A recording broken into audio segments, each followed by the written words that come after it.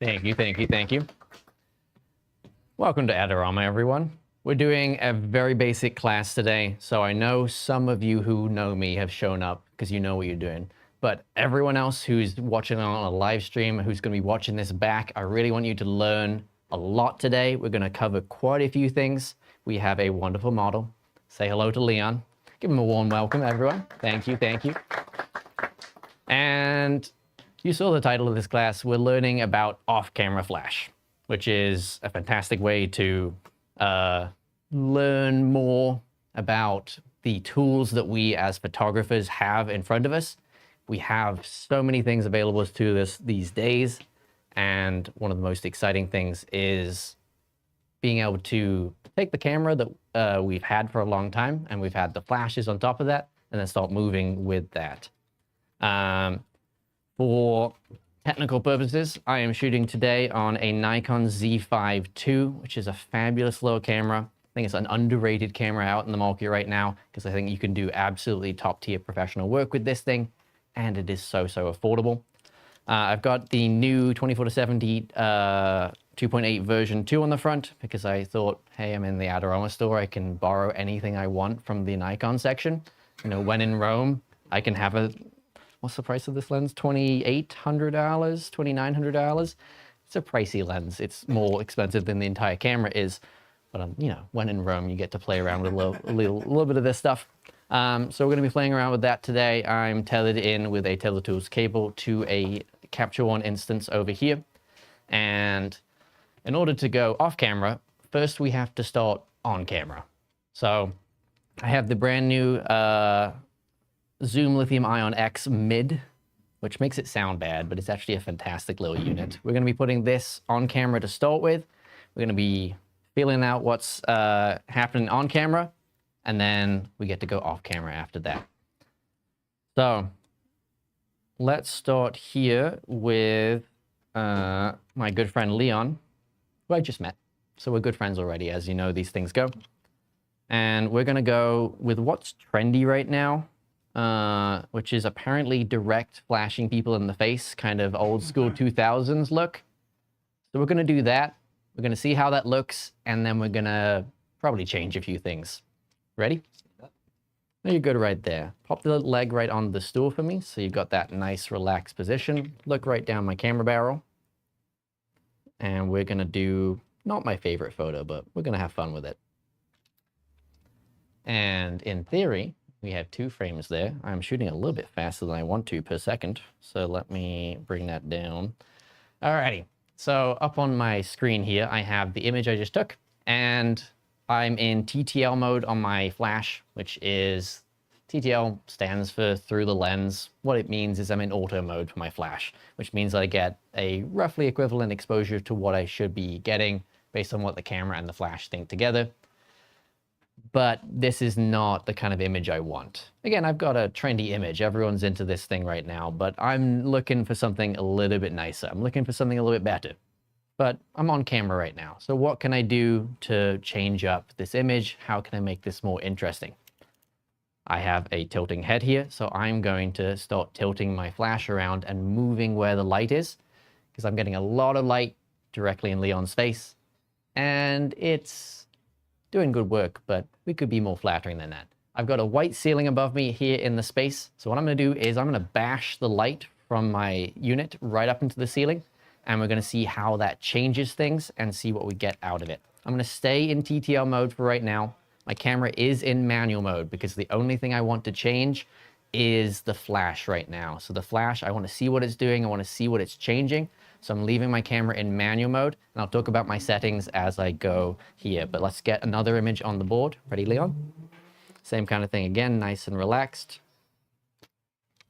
So we're bashing that into the ceiling, and we are a little bit underexposed. So let's figure out what's going on there.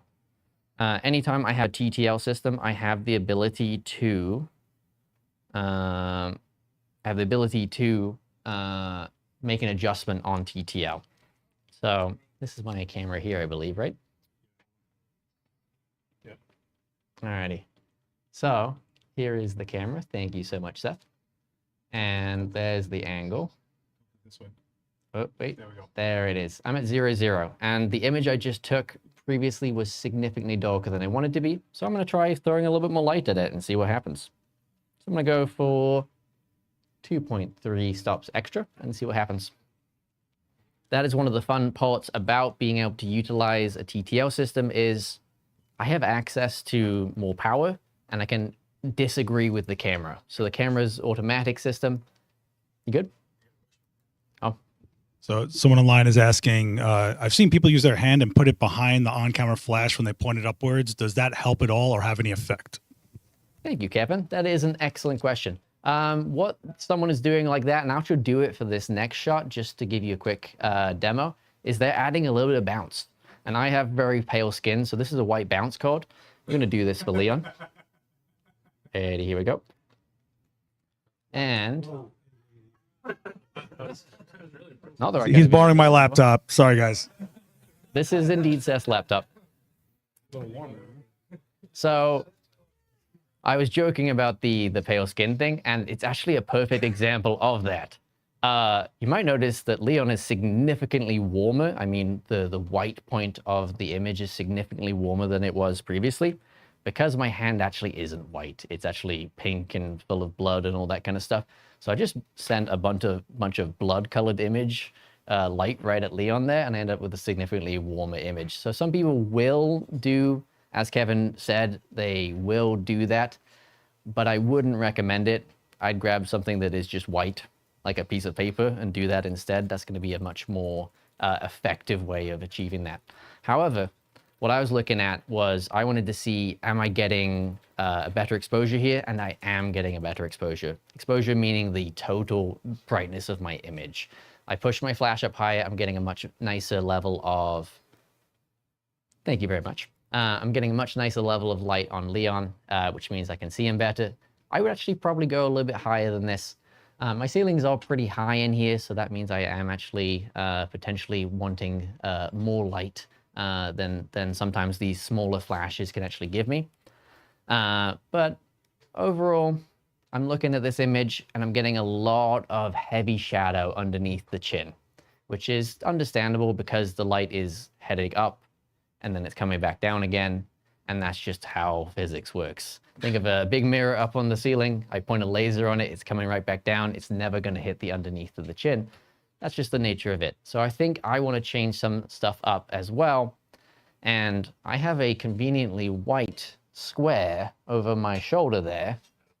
So what I'm going to do is a slightly unconventional, but this is what a lot of event and wedding photographers do, is they find something that's white, like a wall or a ceiling or whatever it might be, and they flash off of that. So I'm going to try this again. I'm leaving my TTL settings for the moment right now. I'm going to angle my flash towards the giant projector screen just behind myself. Here we go. And let's see what we get out of it. So that is a surprisingly nice image, I'll be quite honest. Go me. Look at that. So what I'm getting out of this image now is I'm getting a completely different directionality of light. I'm still a little bit under where I want to be in terms of the total brightness of the image that I want. I want a little bit more out of that. And that is because I'm now sending the light 7 to 8 feet that way. It's coming back 7 to 8 feet this way. And obviously I love these little dinky units, but they have strengths and weaknesses. One of their weaknesses is that they are a little bit less powerful than a much larger unit. And we'll play around with some of those slightly larger units in a little bit. Alrighty, so even on camera, I have some capabilities to move the light around and shape my subject a little bit differently. But let's say my light is not tied to my camera at all. In theory, I could put my light almost anywhere, which is the huge benefit of having off-camera flash as a tool and a technique in the tool belt of myself here. Alrighty.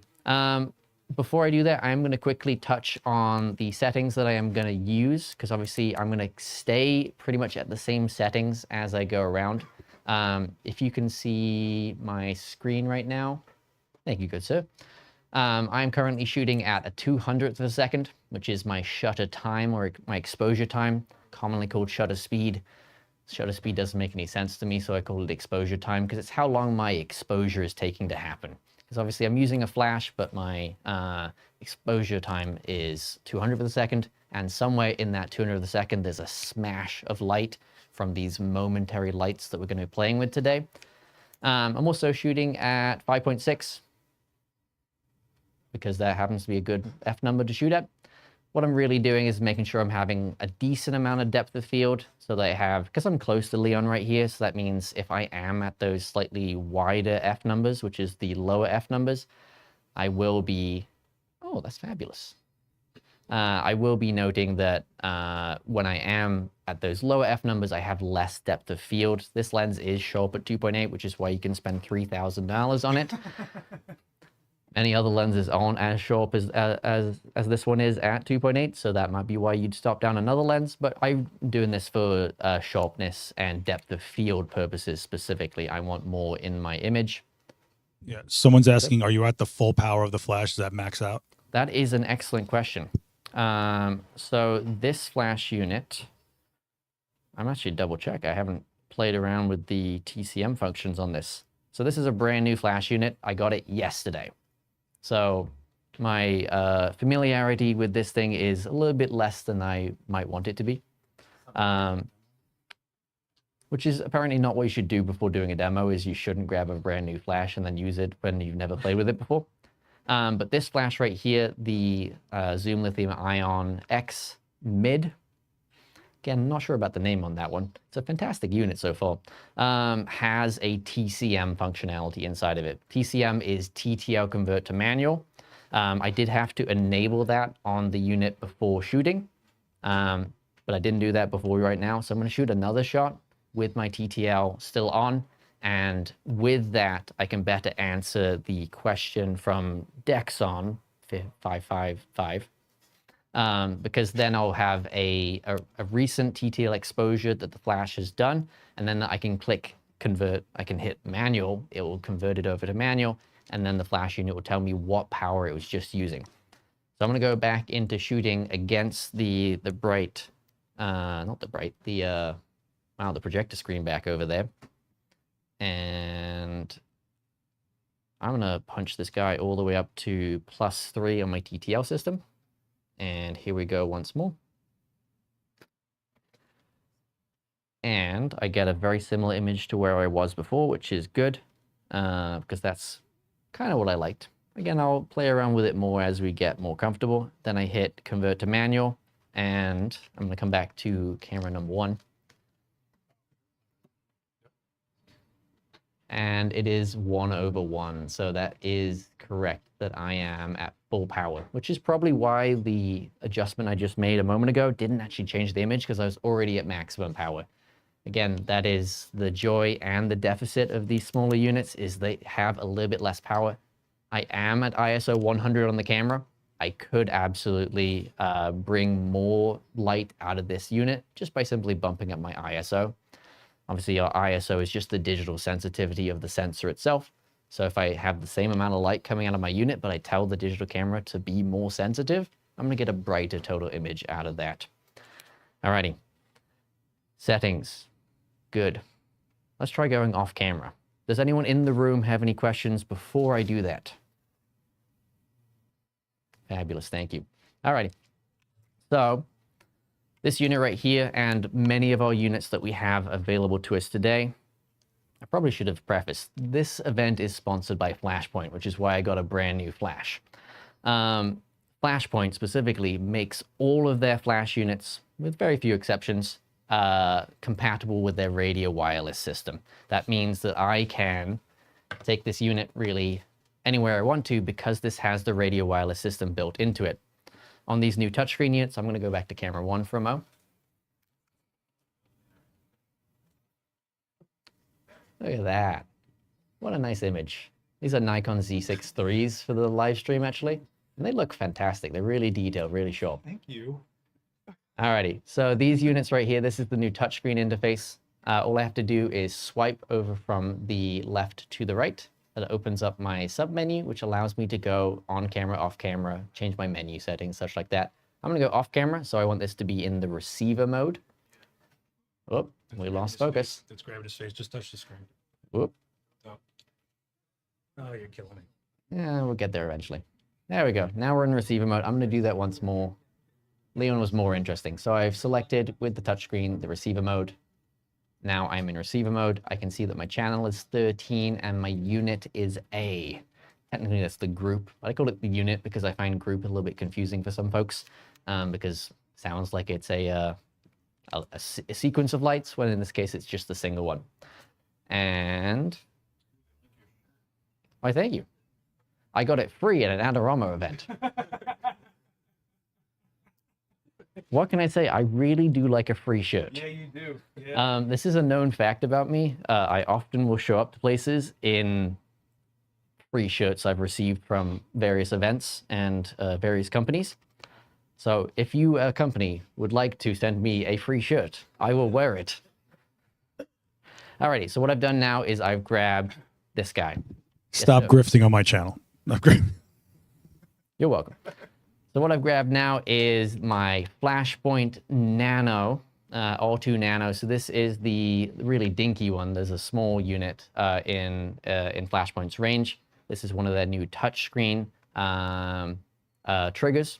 Again, obviously, when we start going off camera, the easiest way to do that. Back in the day, we just used to use a cable, but so much easier to use a wireless system now. So this is a Flashpoint All-2 Nano. This is a Nikon compatible one because I have a Nikon camera here, and I will be wirelessly transmitting from this trigger to my flash unit, which is going to allow me to start going off camera.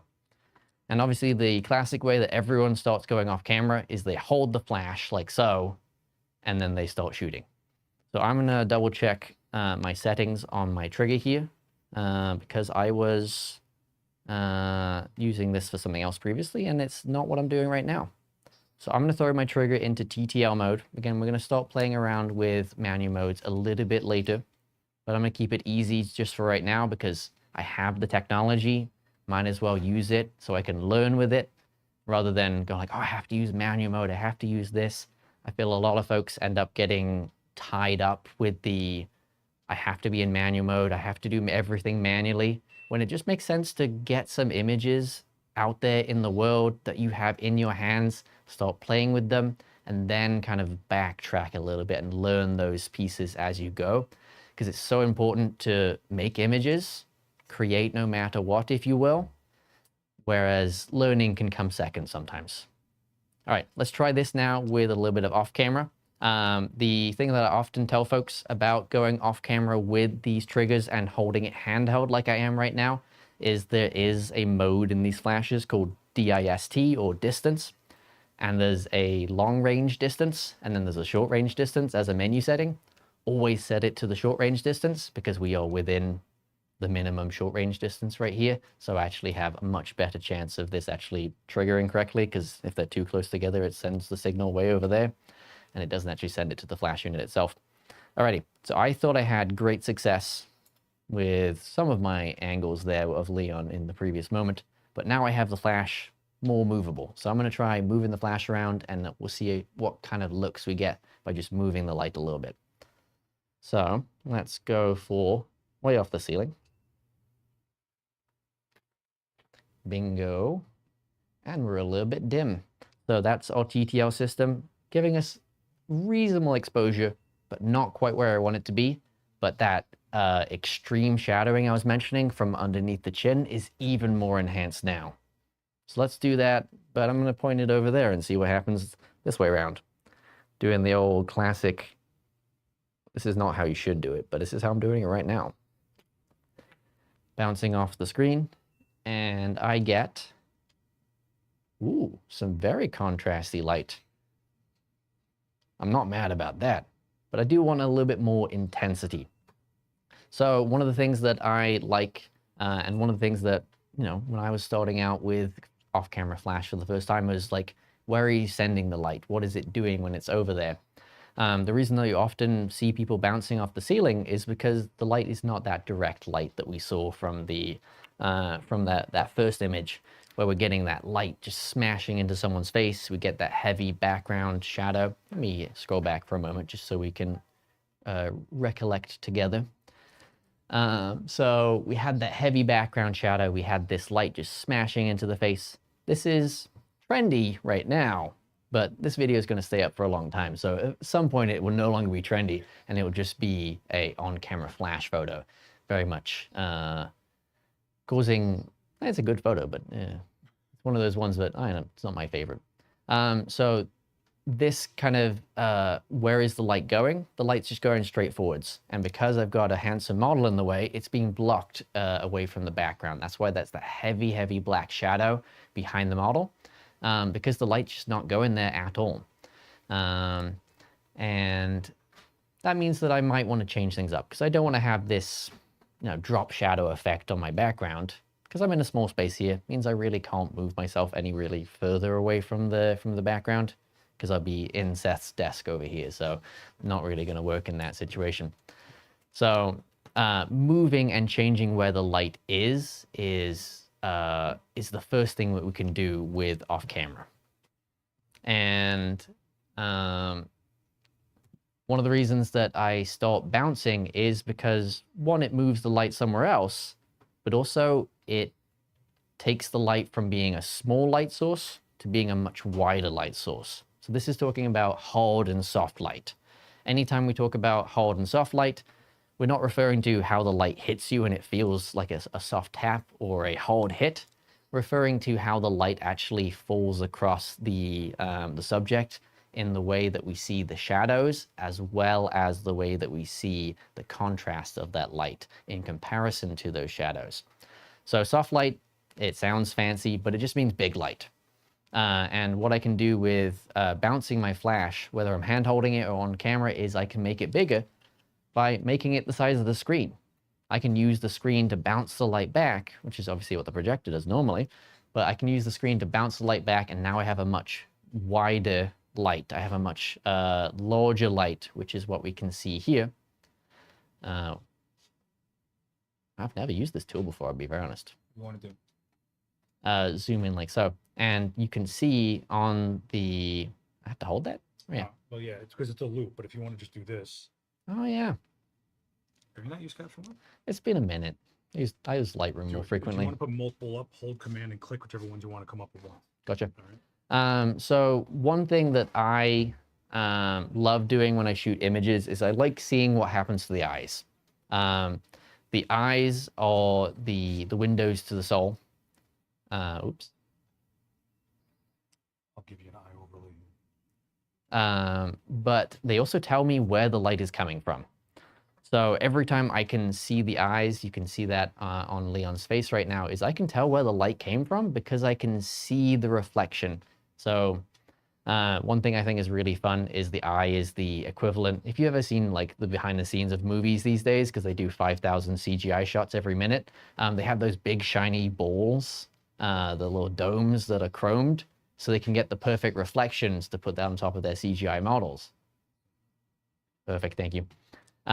What I can do with an eye is I have a big shiny dome, so I can see the reflections of the light that's in the space. So I can tell from an image like this one that the light is coming off from this side, coming into the side, because I don't see any light heading directly in the eyes like I can see with these images here. I can see there's light hitting the eye directly, right in front there. But with this image right here, I have the light coming in off the side, which is super nice. I have a question. So Lloyd's asking, does the light get harsher as you move the flash closer to where you bounce the flash off of? Ooh, that is an excellent question. Thank you, Lloyd. Harsher is the incorrect word. Softer and harder is what I'm talking about. Harsher is actually talking about how contrasty the light is. Harsh light is not specifically hard or soft. Most of the time it is hard, because hard light just has that inherent very high contrast nature to it, with shadows being significantly darker than the highlights are. So this is what I'd call very harsh light. It also happens to be very hard light. Specifically, what I'm referring to with hardness and softness is the actual size of the light. When I photographed Leon in this first image here, the size of the light was this. It was 2 inches wide, and it was really, really small. That means that I'm capturing a lot of definition in the shadows. Like I can see the shape of Leon's hair here in the shadow, which means that I'm getting a very small point of light, causing that really harsh look. Not the harsh look, causing the hard look. I confuse myself. Always fun when we do that. So this is a hard light that is also harsh. Because I would argue this is also a very harsh light. Not because it's hard, it's actually quite a soft light, because it's actually the entire ceiling coming back down and giving me that much, much larger, but the contrast is in that same moment, it's too harsh to really get the kind of image that I want out of this moment. So this is harsh light, but not hard light. So that's a really interesting question, Lloyd, because it is kind of hitting on the thank you very much, the differences between the language we use and what we mean when we say that. Again, a lot of people will say harsh when they mean harder, but when I'm saying that, I really want to be specific so that you can play with these tools and these techniques yourself as well. Alrighty, so what I've learned so far is I like moving the light around because the images I'm getting are pretty good, but I want something better. So I'm seeing something like this, which looks great, but obviously I'm getting one half of a face here. I'm not getting a complete person, so I need some more light, maybe, or maybe I need to move around the light something else. So I know I like to move the light around to get a different look, but I'm also much preferring these larger sources of light. I'm also preferring the softer light as well. So what I'm going to do is go super old school, and I'm going to throw, wherever my umbrella mount went, I'm going to throw this thing on an umbrella mount. So an umbrella mount is, as the name implies, a mount to use an umbrella with. And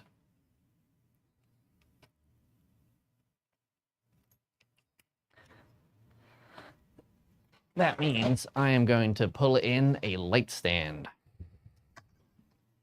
So this is a C stand. The C stand refers to century, I think, is what the C stands for. I like to think of it being the shape of the C, shape of the legs or something like that. Who knows? You're welcome. So with C stands or kind of light stands, I'm going to put a sandbag on this guy.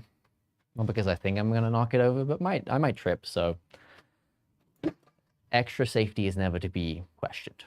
Always go more safe. So now I have a light stand that's not me, and it's sandbagged, so it's extra safe.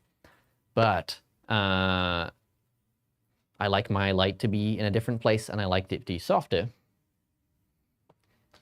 The umbrella mount allows me to use the most expensive item that we sell at Adorama. This is a $9.95, what they call shoot-through umbrella. Watch out for the bad luck. Anyone got the bad luck? Anyone? Okay. I can do Mary Poppins. It's the right accent, you know. All right, what I'm going to do is throw this into my stand. Excuse the squeak. Because this is an umbrella mount, which allows me to mount up a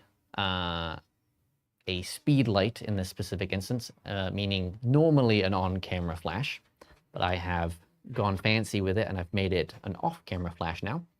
And essentially what I'm doing is I liked that bigger light that I got from the projector screen over here behind me. I got a wide light out of my relatively small, relatively low power light, but it was too far away because I was losing a lot of light. Because that's the thing about light, is it falls off with distance. So the more distance I have between me and my light, the dimmer it gets. So that means if I bring my wide light much closer, in theory, I should get more brightness.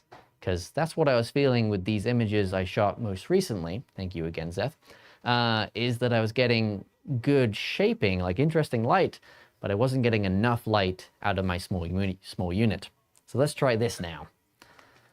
And I'm going to wake my camera back up because I was talking for so long that the camera went to sleep for a moment. All right, Leon, you feeling good? Here we go. Let's see what we got out of that. So I got an oh wow to Seth here. So this is a $10 modifier, folks. Can't do much better than that for value for your money. In fact, so I left the flash on TTL mode for that one. I meant to move back to manual mode at some point, but I'll get there. Again, we have the technology, might as well use it. Again, don't worry too much if you don't know things yet. Might as well try things out and make mistakes on your way by. So I am seeing that I actually slightly missed focus on the one eye there. Oh no, I grabbed it on the other. Yeah, there's two of those things. Yeah. It's tricky, you know? Tricky stuff. So what I'm going to do is, I'm curious if I'd like a little bit more depth of field is what I'm going to say there. Because I got a great image here, but I only got one eyeball in focus. So I'm going to see if I get a little bit more depth of field out of this, because I am pretty close to Leon here. Anytime you're super close to something. Yep, anytime you're super close to something, you're going to get less depth of field. It's the bane of all the insect photographers. They always have not enough depth of field. So what I'm going to do is I'm going to do TCM again, but now on the trigger, and see if I can punch a little bit more power into this. So one more for Leon here. And that image should be the same. On my trigger now, I'm going to change over to manual mode, and it's telling me at half power and a seventh of a stop. So that's 2/3 of a stop is what they're rounding that to. So that means I have a little bit more power to throw at this thing. So that means I can go 1. Oh, actually, I'm 2 and 2/3. Wow, I'm really bad at math. I went to art school, okay? My trigger is telling me that instead of a 1/1 power, which is obviously full power, I was at 1/2 power and 2/3 or 0.7 as it notes in the decimal version, which means I have 1/3 more stop available in this unit. Which does mean that I'm running out of power in this unit is the reality here, because I think I need to be like maybe F8 right now because I'm just not getting enough depth of field. That means this is the perfect excuse, because a lot of people come ask me and say like, hey, when do you know that you need to buy something that's not a speed light? When you run out of power, when you run out of light is when you need to buy more. So let's do that. Let's say I visited my friend Nelson in the Adorama store, and Nelson recommended me a 200 Pro, for example. This is a 200 watt second flashpoint unit that is gonna give us a little bit more punch. So similar size to a speed light, which is super fantastic because you can get a lot of watt seconds out of a small package, and I can travel around with them very easily. But I'm gonna use this because I need a little bit more oomph out of my day. I'm gonna set this off to the side for a moment. Swap out my small guy. I'm gonna remember to turn this off. That is the number one thing I seem to do is it's wireless, so you never remember that it's plugged, it's turned on still, so you put it off to the side and suddenly you look at it and then you get flashed in the face. I remembered to turn it off. Let's swap out for a more powerful unit. Someone's asking if you could bring that light even closer. Well, now that he broke it down, no? Well, I can with this new light. Oh, look at that. We got another light. Because I could bring it a little bit closer, yes. I was relatively close. It's a little hard to tell from camera angle A, I believe, how close I am. I was only about 2 feet from the front of my umbrella to Leon. Here. So that means... Overhead, you can see. That's an overhead angle? Oh, check that out. That's my Daniel bald spot angle. So from here, watch out for the unlucky stuff. From here, I can show you how that's gonna look and work. As I mentioned, and well done for remembering for the person in the chat, an umbrella question. Walter is asking, how come the spokes of the umbrella don't show up in the shot?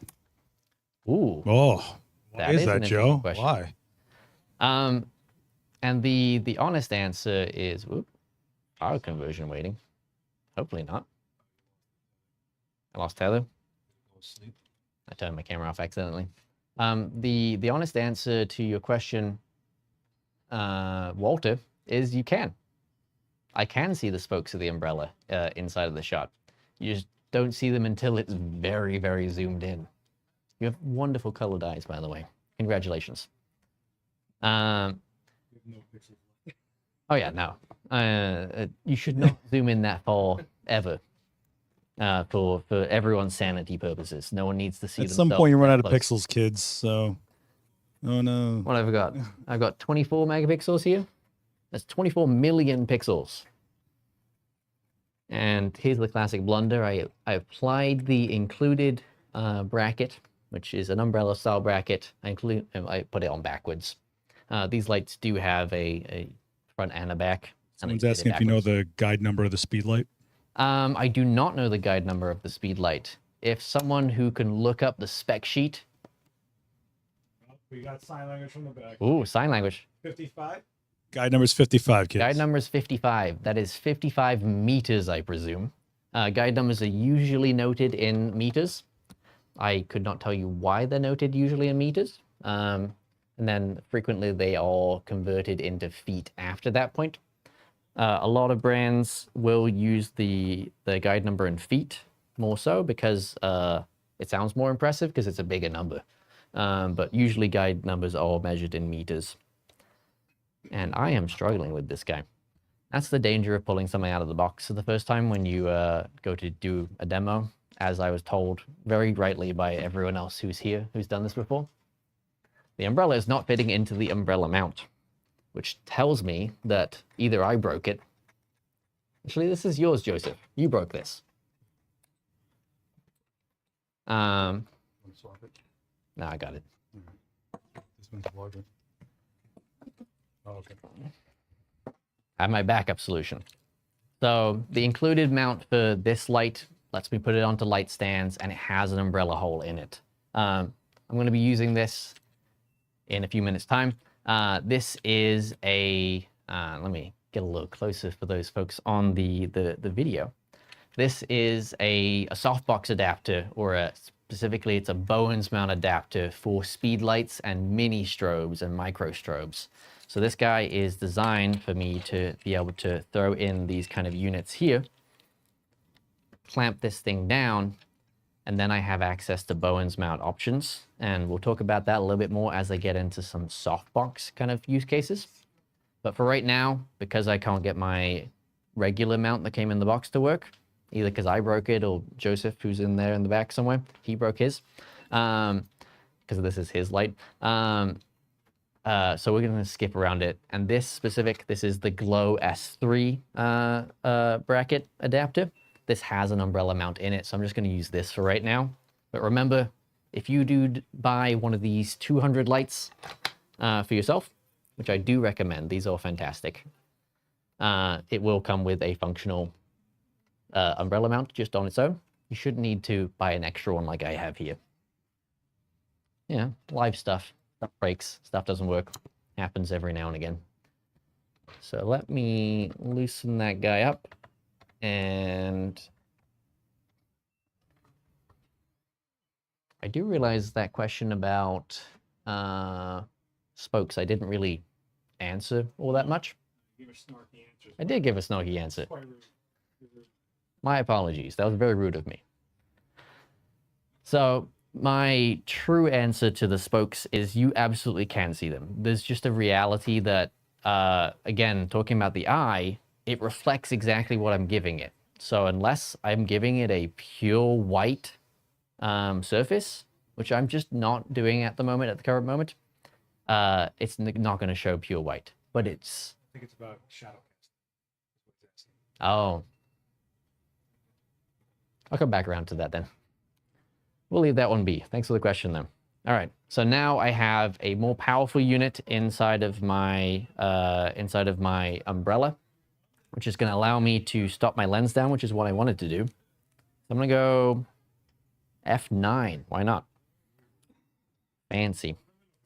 This second unit I've added here, the 200 Pro, I've put this onto B, which I can tell because the light shows up green.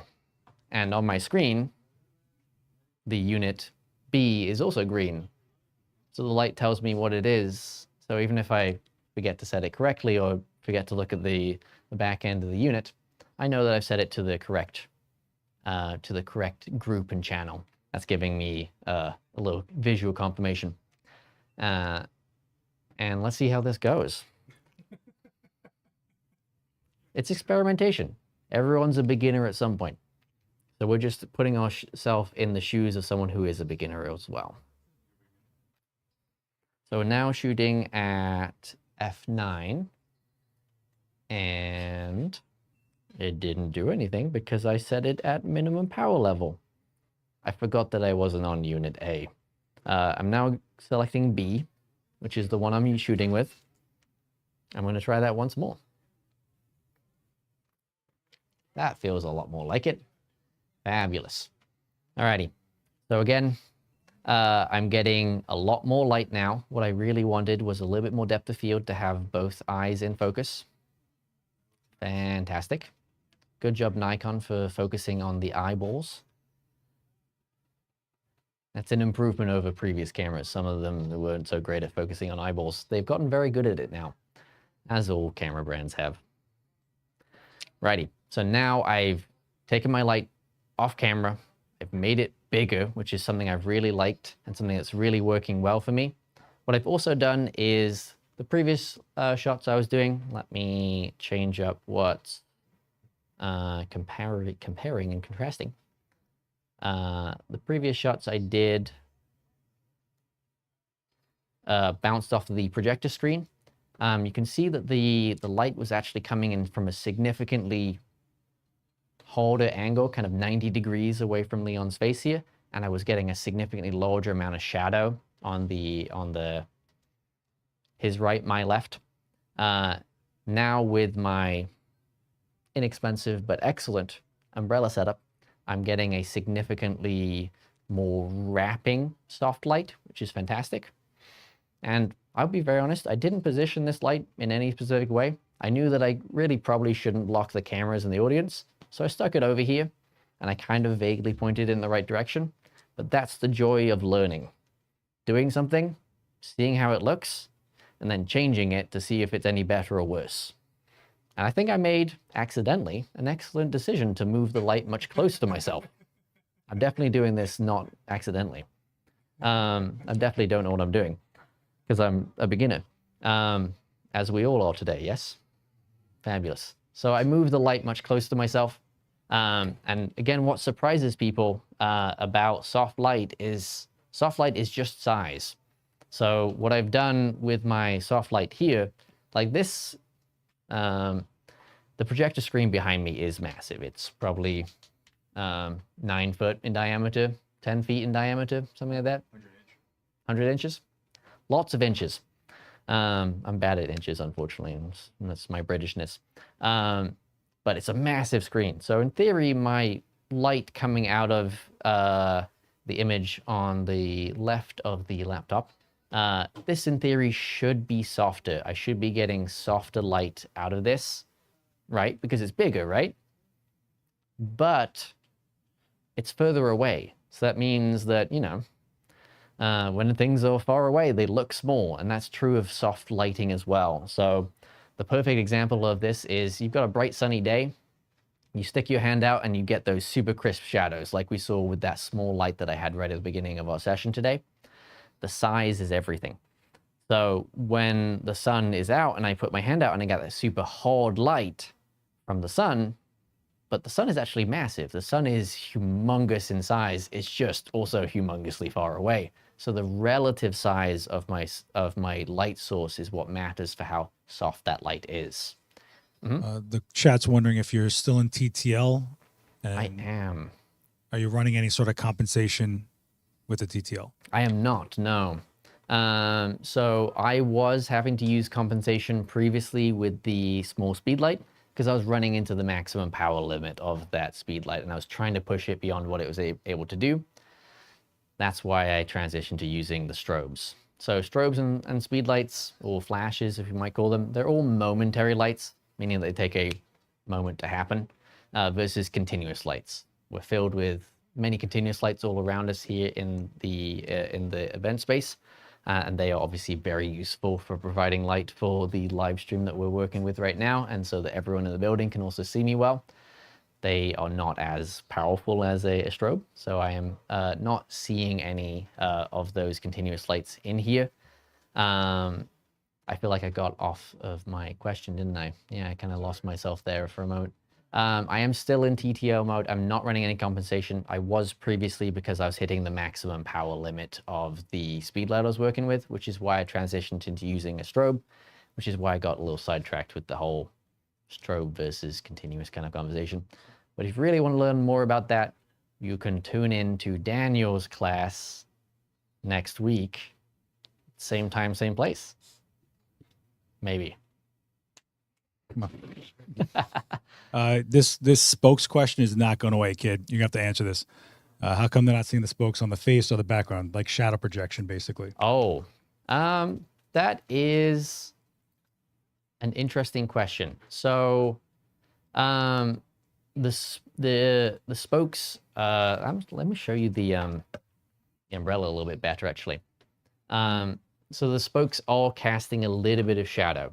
So when I have my, excuse my tripping over everything moment, when I have my image pulled up like that on the laptop, you can see there is a little bit of shadowing from the spokes themselves, but the spokes are actually white.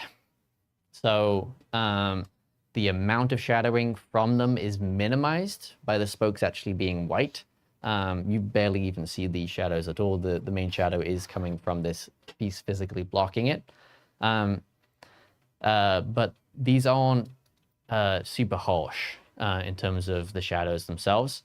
So one, they're white, so they're not they're not blocking as much light, they're scattering light more so. And two, they're also very close.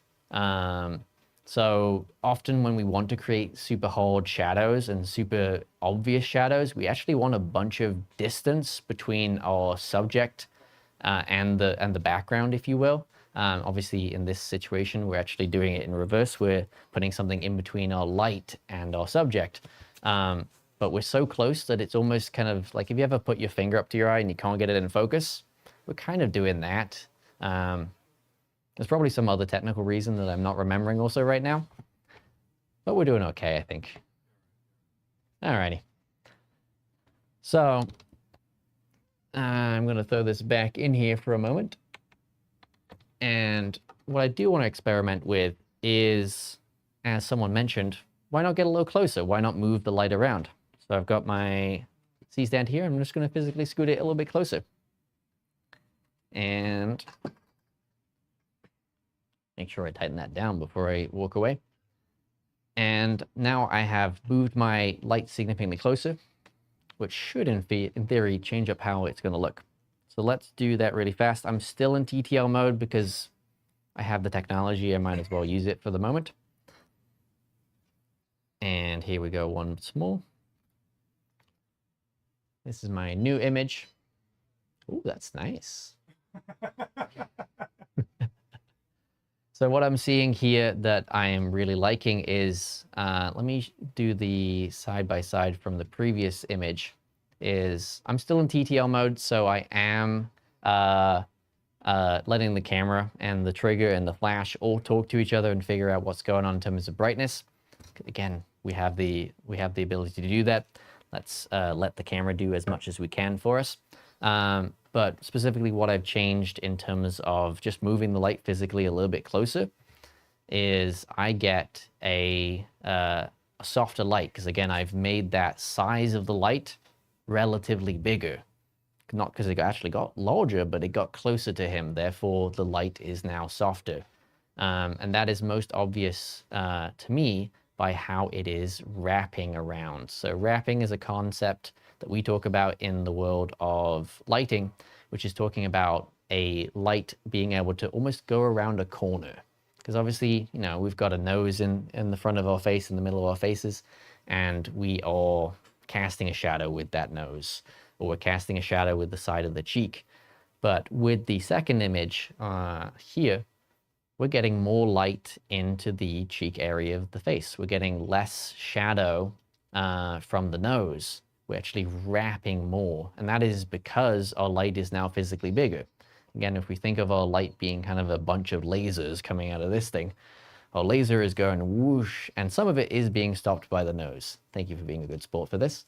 But I've also got light coming from over way here, which is also lasering into the face and actually filling in, as in adding extra light into that shadowed area.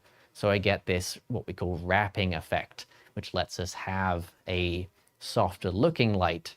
In this case, it is indeed a softer light as well. So we've made some great changes here. The other thing that is fun to point out between these two images is the one I just shot. The background is darker, but I got closer to the background though, because my light moved closer. But remember that light falls off with distance, but I moved my light physically closer. That means my light now is much brighter on Leon's face, which means I've brought down my flash power. I actually am going to convert this to manual, so I know where I'm at. Let me double check that this is still correct. One moment. Is that still correct? That is not. That's what you get for messing with TCM and not paying attention to what you're doing. Welcome to demos. Demos. All right, one more. Do a silly one for me if you don't mind. Come on, you can do it. There we go. All right. Now my correctly calibrated TCM function tells me that I was at 1/8 power for that image there, which means that the previous images I was looking at where I got that technically brighter background, I was actually at a higher power level. So that was actually putting more light out, but I was physically further away, so the light had more chance to fall off. So I got the same total exposure between one of these and one of these, but the light was set to a much lower level. Because again, light falls off with distance. There was less light hitting the background in this new image because there was less light total available to hit to the background. And obviously the background is further away. So that's the other side benefit of kind of screwing around like I am right now and just playing with these different things. Again, we're keeping it super casual. Let's say your friend needs a LinkedIn profile picture or something like that. This is the perfect excuse to grab a simple speedlight unit or grab your first strobe ever and play around with these aspects and these fundamentals and kind of get an idea of what's going on just by quite literally, you know, putting your feet underneath you and kind of walking the steps and feeling what works and what doesn't work. Alrighty, where am I headed next is the question I have for myself. I really meant to write a bullet point list of things I was going to do. We don't plan here. Yeah, planning is for people who are organized. Yeah. Alrighty.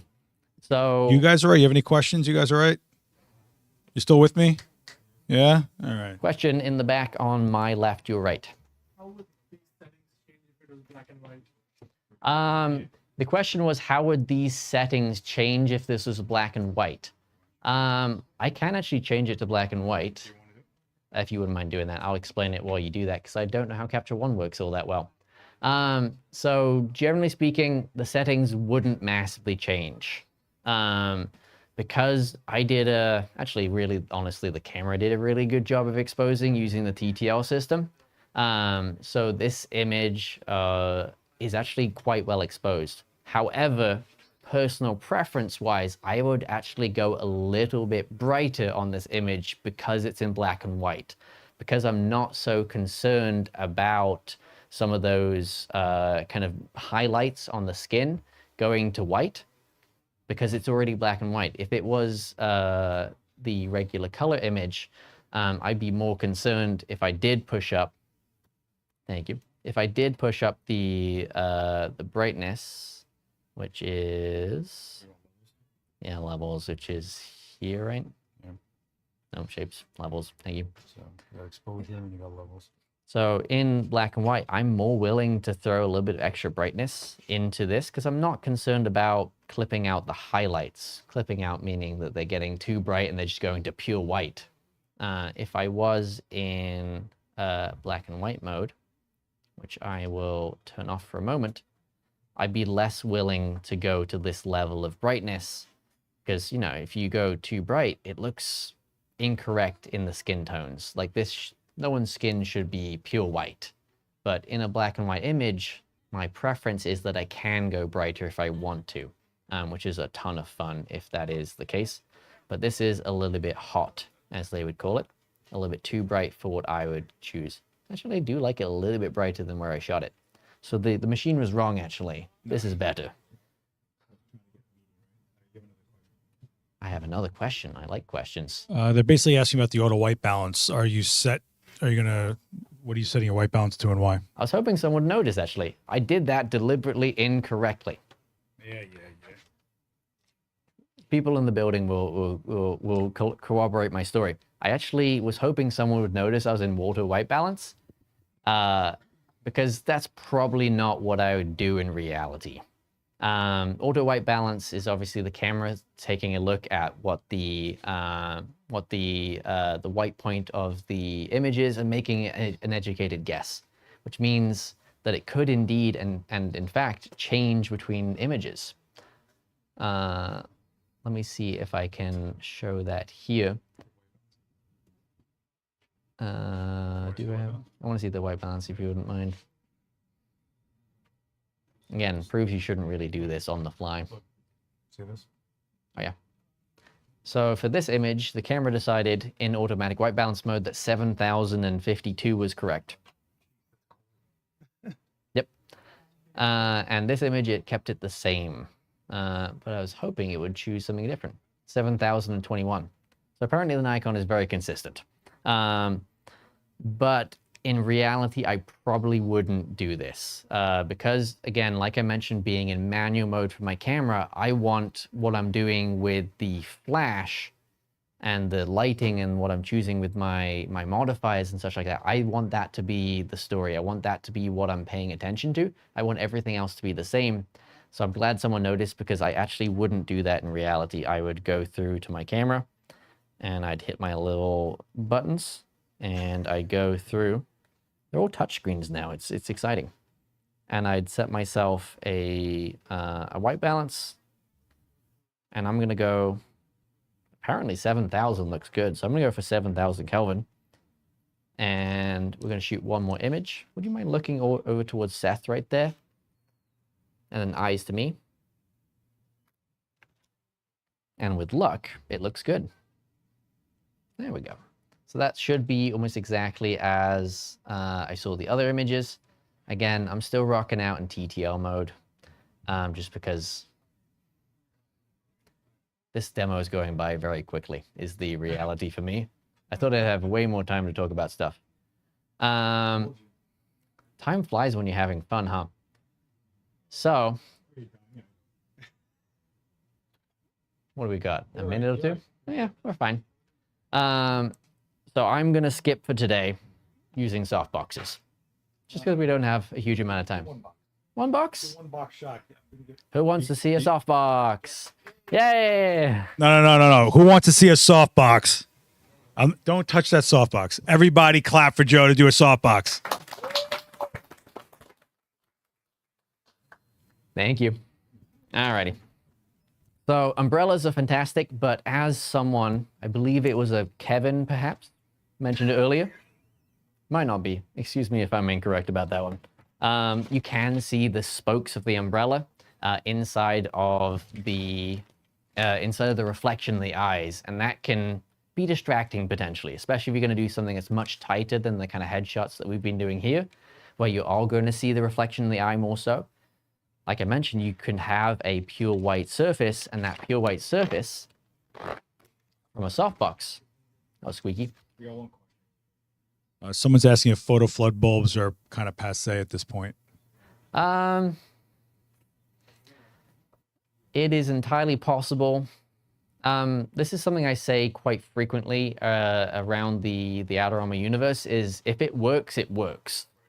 Because sometimes doing it the correct way, as long as it's still safe, again, notice me putting a sandbag on something I really don't need to at this current moment. As long as it's safe, if it works, it works. If you do it the not perfect way that gets the job done, that's way more important.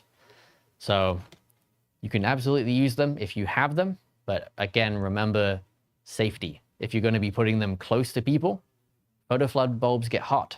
Therefore, that is a potential danger. If you're doing it around people who don't know what they're doing, they're going to put something flammable close by, whatever, they could, in theory, hurt themselves or hurt you. So use your best judgment in that moment. With the stupendously low cost of strobes and flashes from brands like Flashpoint, thank you, there is not as much need to get into ultra budget modifiers and ultra budget lighting solutions, because these are the budget lighting solutions for most folks.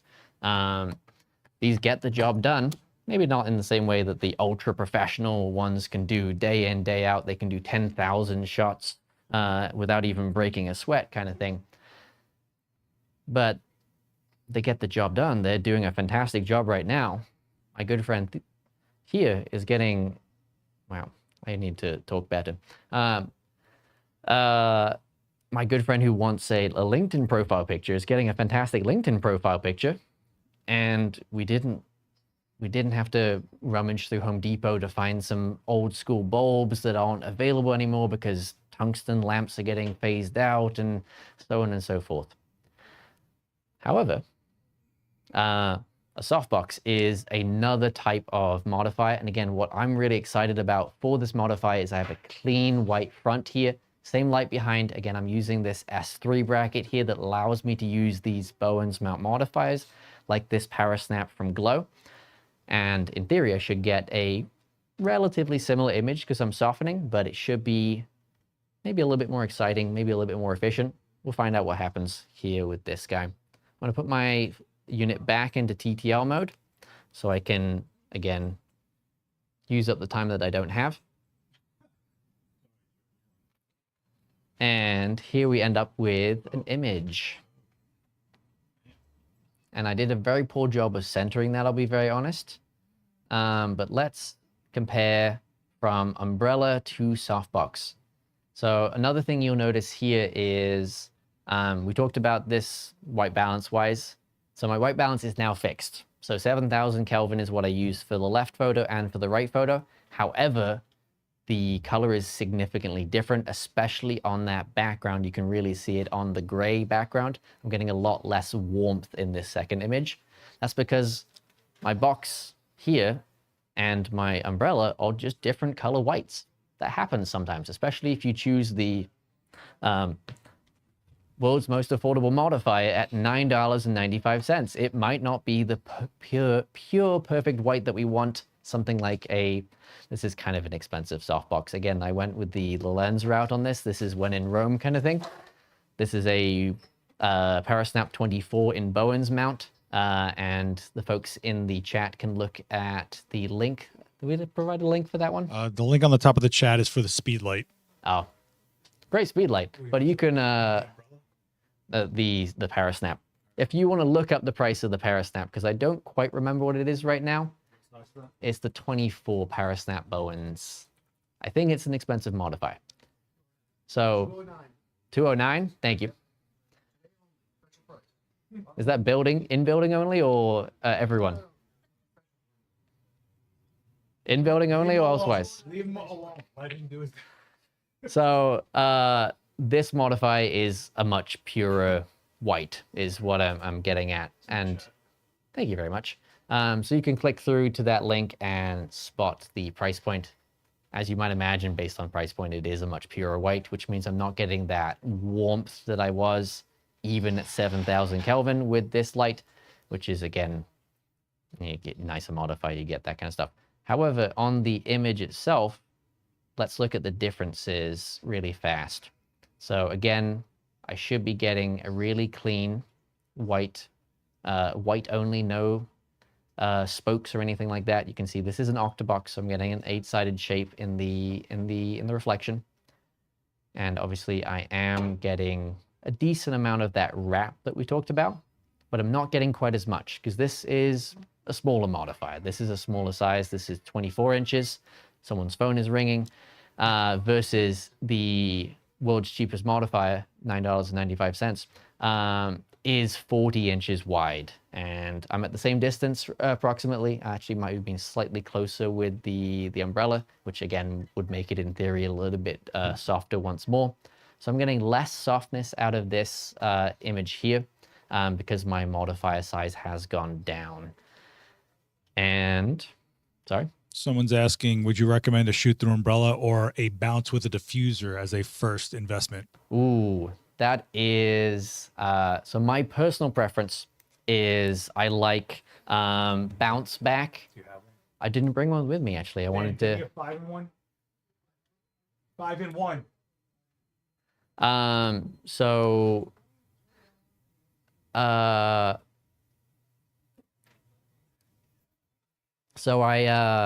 my personal preference for umbrellas is actually like a Frisbee. No, smooth. My personal preference is that I actually like bounce back umbrellas much more than I like shoot through umbrellas. I find that I get more control and more of the light that I really like out of a bounce back umbrella. However, everyone should own one of these. This was one of the first things I ever purchased as a young photographer, 14 years ago or something now. It's been a little bit of a minute. This is one of the first things I ever purchased, and I still have the original one that I purchased. It is in very poor shape, but it is still kicking around in my office. And I do have an office, thank you. It's not a very good office, but I have an office. This is one of the most valuable single things you can purchase. This is a Glow branded one, as you might imagine, because everything here has been Glow branded as Flashpoint sub-brand. But this is a very nice option, while still being affordable. I'd recommend one of these. If you don't have one of these, buy this before you buy your first flash and speedlight. This is the most important thing you can own because you can use this everywhere, whether you've got lights from the sun or lights from the building next door, or you've got a fancy lighting setup created by Seth Miranda. This is the most useful thing you can own as an entry-level photographer. You should have one of these. I usually say grab a 42-inch or a 32-inch like this one is. Is this a 32-inch? Yeah. 32 is what the box says. So I usually say buy one of these because they're just so useful. And again, considering the price point for one of these guys being, let's see if the price tag is still on this guy. This did come off the shelf. Price point for one of these is $29.95, and the umbrella is $9.95, which is cheaper than going out for a meal in Manhattan right now. So I'd recommend buying both if you are going to start out, just so you have something to play with. Because again, like we had fun just kind of messing around with things and changing a few little things here and there. You can make an hour go by really quickly just by messing with a few things and hanging out with your friends. So why not do that? Why not grab some tools to get you started? I realize I am showing the gold side to everyone, so I am flashing everyone in the face with the gold reflection. But find some friends to hang out with. When I was young, it was literally my younger brothers who I have so many photos with my speed lights and with my first ever strobes of my younger brothers. They do not want me to show it because one of my brothers is 18, the other one's 22, so that none of them want to see the photos from 12 years ago. No, they don't want to see them. No, they want anyone else here to see them or anyone else on the live stream to see them. But I have so many photos of my younger brothers that I can use to blackmail them probably at some point in time. Alrighty, I'm gonna call it right there because I have taken more time than I was given. I would like to open up to questions really fast from the live chat. I can talk to you people in the building afterwards, so I'm gonna hold off because we want to be a little bit conscious of that time.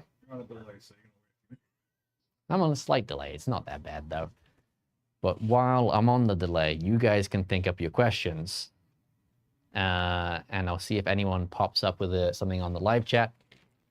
If you're watching this back, you can drop comments for him. Joe will hawk those comments, but why don't you guys give Joe for this first demo a huge round of applause? Thank you.